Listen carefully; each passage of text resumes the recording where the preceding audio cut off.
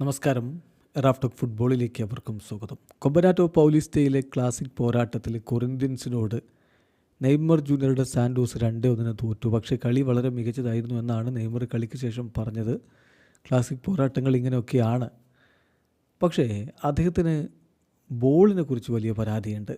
ഈ ടൂർണമെൻറ്റിൽ ഉപയോഗിക്കുന്ന ബോൾ ശരിയല്ല, അത് ഇനിയും മാറ്റം വരുത്തണം, ഇമ്പ്രൂവ് ചെയ്യണമെന്നാണ് നെയ്മർ അഭിപ്രായപ്പെട്ടിരിക്കുന്നത്. ഇറ്റ്സ് റിയലി ബാഡ് എന്നാണ് അദ്ദേഹത്തിൻ്റെ അഭിപ്രായം ബോളിനെ കുറിച്ചുള്ളത്. ബ്രസീലിയൻ മാധ്യമം ഗ്ലോബോ അദ്ദേഹം കഴിഞ്ഞ ശേഷം പറഞ്ഞിട്ടുള്ള വാക്കുകളിലേക്കൊന്ന് പോകാം.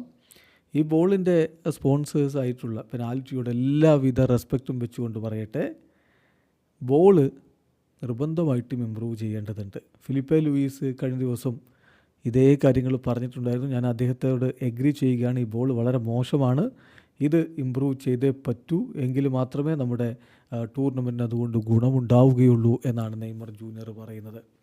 അതേസമയം കൊറിന്ത്യൻസിൻ്റെ ഡിഫൻഡർ ആൻഡ്രേ റമലോയും ഇതുപോലെ തന്നെ പറയുന്നുണ്ട്. അദ്ദേഹം പറയുന്നു വളരെ ഡിഫറെൻ്റ് ആയിട്ടുള്ളൊരു ബോളാണ്. കുറച്ച് ആഴ്ചകളായിട്ട് ഇത് ശ്രദ്ധയിൽപ്പെട്ടിട്ടുണ്ട്. എസ്പെഷ്യലി ഇതിൻ്റെ ഒരു കാരണം ഏരിയൽ ഡ്യുവൽസൊക്കെ ഉണ്ടാകുന്ന ഘട്ടത്തിൽ ഞാൻ നോട്ടീസ് ചെയ്തിട്ടുള്ളത് ബോൾ ഔട്ട് ഓഫ് നോവെയർ പെട്ടെന്ന് ഡ്രോപ്പായി വരുന്ന പോലെ എനിക്ക് തോന്നിയിട്ടുണ്ട്. അതിനോട് അഡാപ്റ്റഡ് ആവുക എന്നത് താരങ്ങൾ കഷ്ടപ്പെട്ട് ചെയ്യുകയാണ് വേണ്ടത്. ബോൾ ഇനിയും ഇമ്പ്രൂവ് ചെയ്യുക എന്നുള്ളതാണ്.